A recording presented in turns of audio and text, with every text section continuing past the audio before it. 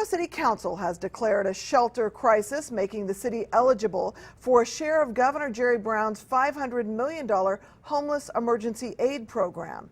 Action News Now reporter Laura Eng is live in downtown Chico. Laura, how will this decision affect Chicoans?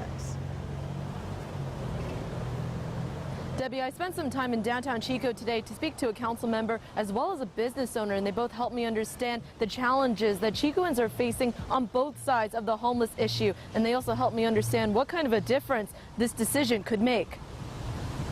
Really, I feel like I got socked in the stomach last night.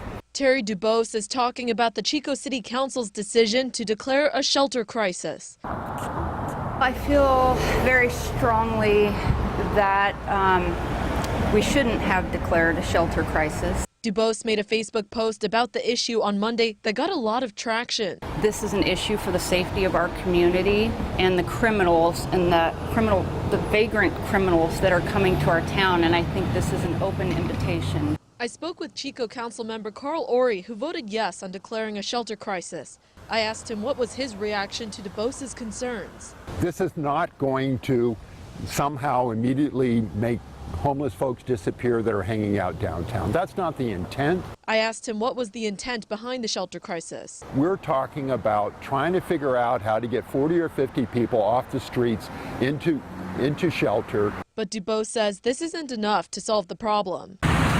Last night's decision was kind of a turning point for me.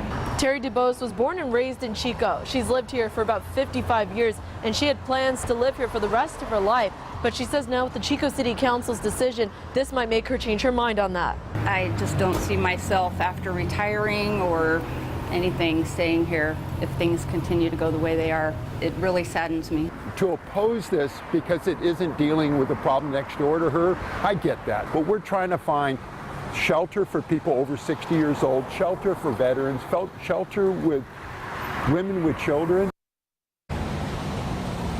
I also spoke with a homeless man in downtown Chico earlier today, and I asked him if the funds from the shelter crisis could help improve any of the services that he receives here in Chico. I'll have his reaction on that coming up in the next hour. For now, reporting live in downtown Chico, Laura Eng, Action News Now.